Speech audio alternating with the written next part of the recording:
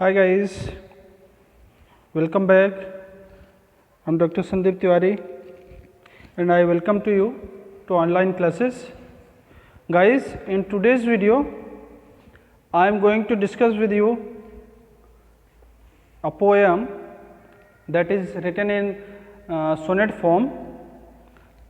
The title is The Soldier, and this poem or this sonnet is written by Rupert Brooke. Okay, let's see the introduction. Rupert Brooke was born in England in 1887 in a well-educated family with academic legacy. Rupert Brooke England में 1887 में जन्म लिए, educated family और एक समृद्ध family में जन्म लिए. Rupert gradually assumed a symbolic role of a war hero and a dedicated warrior who sacrificed his life for his motherland. धीरे धीरे रूपर्ट ब्रूक एक सिंबल या एक रोल को अज्यूम करने लग गए, कल्पना करने लग गए. और ये रोल किसका था?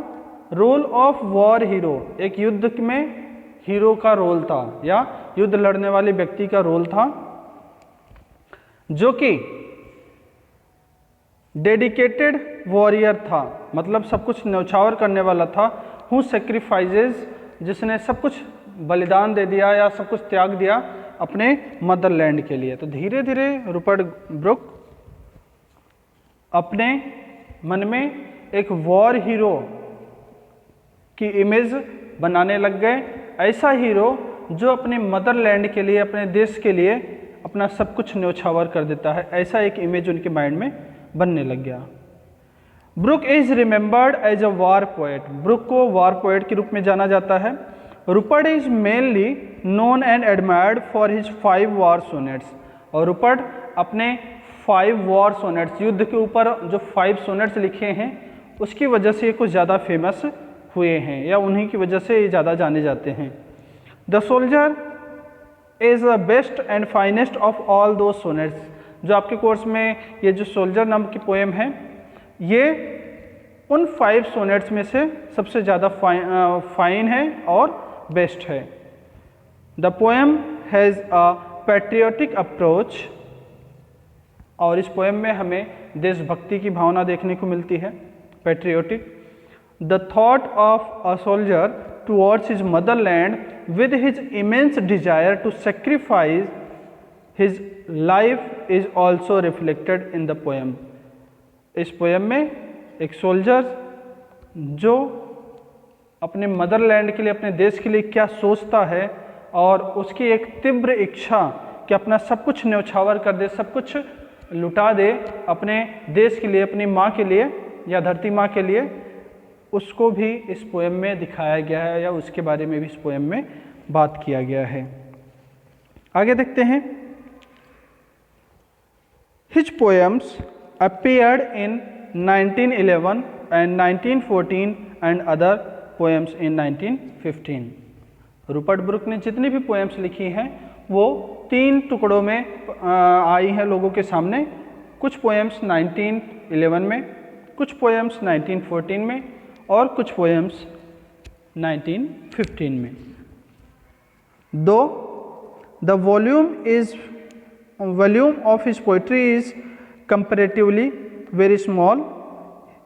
यद्यपि उनकी जो पोएम्स की वॉल्यूम्स थी, वॉल्यूम्स मतलब जो संग्रह होती थी, उनकी पोएम की जो कलेक्शन होता था उसमें पोएम्स कम होती थी, फिर भी his youthful freshness and untimely death caused him to be read very widely in the years between the 2 world wars. यद्यपि उसकी पोएम्स के जो वॉल्यूम्स होते थे, जो कलेक्शंस होते थे, उसमें कम पोएम्स होती थी, छोटी छोटी पोएम्स होती थी, बट उसके यूथफुल, उसका फ्रेशनेस और उसकी अनटाइमली डेथ ने उसकी पोएम्स को बहुत ज़्यादा पढ़ने योग्य बना दिया था. कब? Between 2 world wars, 2 world war, 2 विश्व युद्ध के बीच में. 2 विश्व युद्ध के बीच में सबसे ज़्यादा पढ़ने या बहुत ज़्यादा पढ़ी जाने वाली पोएम्स हो गई थी। कौन, किसकी पोएम्स? रूपर्ट ब्रुक की। किस वजह से? उसकी अनटाइमली डेथ, उसकी फ्रेशनेस, उसके यूथफुलनेस की वजह से। तो फर्स्ट वर्ल्ड वार की कब की बात की जा रही है? फर्स्ट वर्ल्ड वार हुआ था 1914 से 1918 तक। फर्स्ट वर्ल्ड वार 1914 से 1918 तक, और सेकेंड वर्ल्ड वार जो था वो 1939 टू 1945। इन दोनों टाइम के बीच में, यानी 1914 से लेकर के 1945 के बीच में सबसे ज़्यादा से ज़्यादा पढ़ी जाने वाली पोएम्स में ये आती हैं, या इसकी पोएम्स भी आती हैं, क्योंकि वर्ल्ड वार का टाइम चल रहा है तो देशभक्ति के लिए, अपनी मातृ रक्षा के लिए या मातृभूमि के लिए लोग अपनी थिंकिंग ऐसा बना लेंगे या उनके मन में ऐसी थिंकिंग आ जाएगी, तो ऐसी पोएम्स उसने लिख रखी हैं, तो लोग इसकी पोएम्स को पसंद करते थे, पढ़ते थे। देखिए, the soldiers is a sonnet of 2 stanzas, 1 octave of 8 lines and a sestet of 6 lines। तो अभी मैंने बताया था कि ये सोनेट फॉर्म में है, और कैसा सोनेट है? ये पेट्राकन सोनेट है, या इटालियन सोनेट है, या मिल्टोनिक सोनेट के फॉर्म में है। और ये इस प्रकार की सोनेट कैसे होती थी? 2 पार्ट्स में डिवाइड होती है। एक पार्ट होता है ऑक्टेव जिसमें 8 लाइन्स होती हैं, और दूसरा पार्ट होता है सेस्टेट जिसमें 6 लाइन्स होती हैं। तो ये भी सोनेट भी 2 पार्ट में डिवाइड है, ऑक्टेव 8 लाइन्स वाली और सेस्टेट 6 लाइन्स वाली। It is the last in the series of 5 sonnets compose shortly after the outbreak of the world war.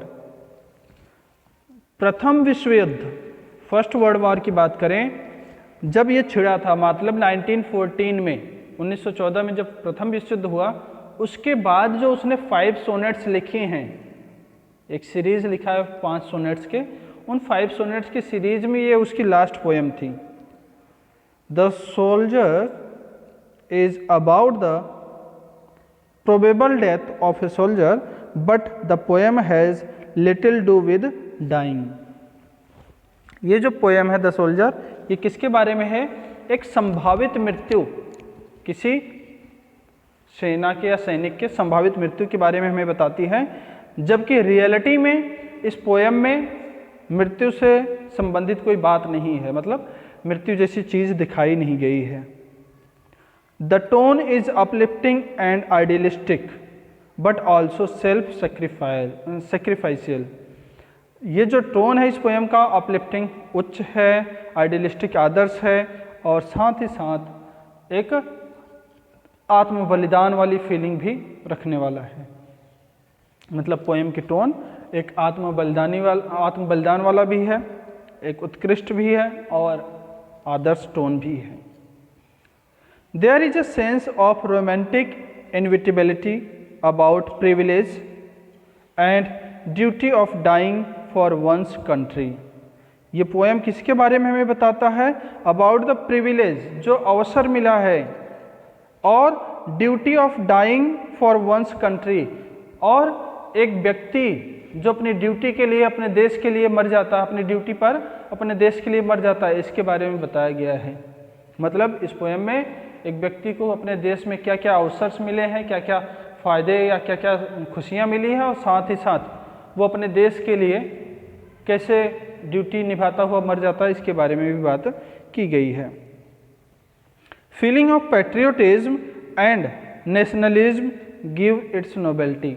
इसमें जो देशभक्ति की भावना है और जो एक राष्ट्रवाद की भावना है इस पोएम में, वो इस पोएम को नोबेलिटी प्रदान करती है, इस पोएम को एक नोबल पोएम बना देती है। आगे देखते हैं। The poem is about a man who loves his country dearly.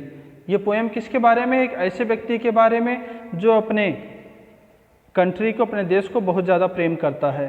The country is England, और वो कंट्री कौन सी है? इंग्लैंड है।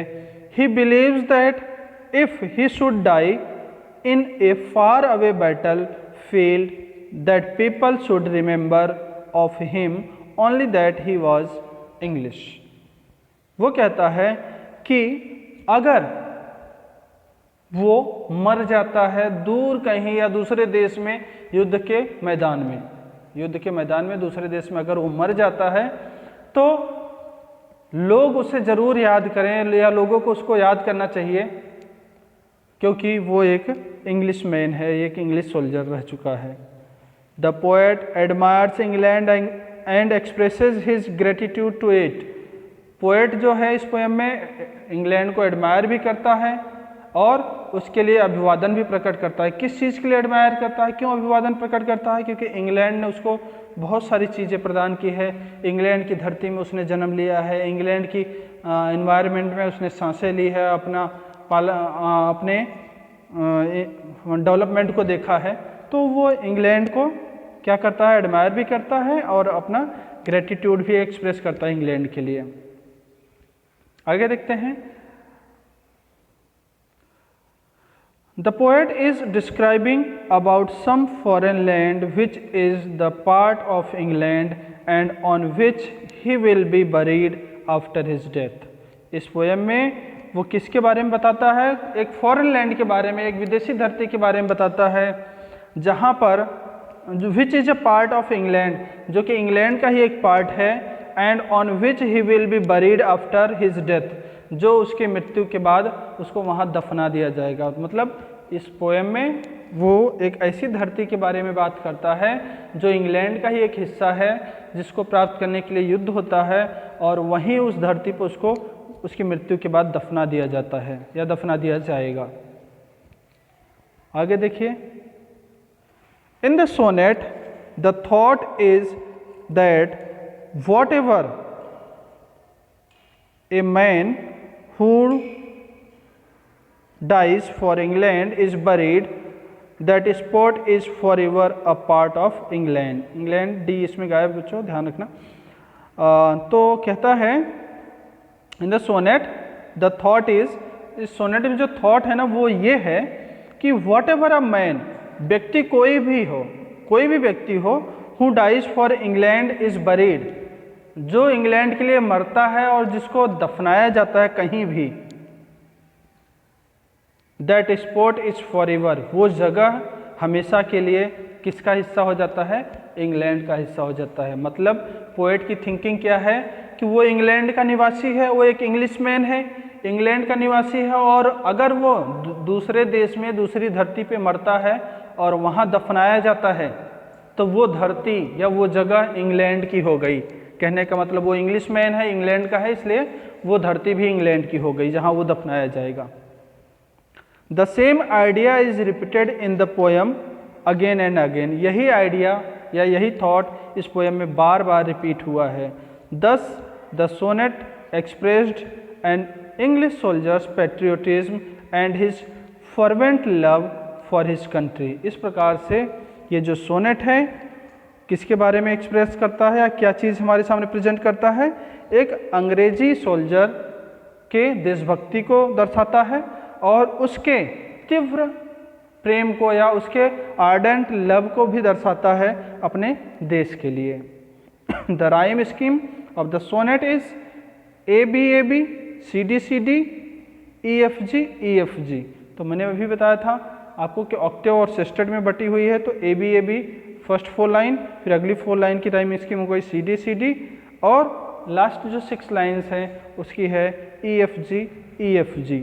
तो बच्चों हमने आज के लेक्चर में इस पोएम के बारे में सुना या इस पोएम के इंट्रोडक्शन को देखा। इस पोएम के राइटर या पोएट के बारे में भी देखा, हमने सुना कि किस प्रकार का पोएट है और क्या थिंकिंग रखता है। तो आज के लेक्चर में हमने पोएट और पोएम के इंट्रोडक्शन के बारे में देखा। इससे नेक्स्ट लेक्चर में हम इस पोएम की या इस सोनेट की एक्सप्लेनेशन को देखेंगे लाइन बाय लाइन। सो आज के लेक्चर में बस इतना ही। मिलते हैं नेक्स्ट लेक्चर में इसके एक्सप्लेनेशन के साथ। तब तक के लिए बाय बाय, थैंक यू।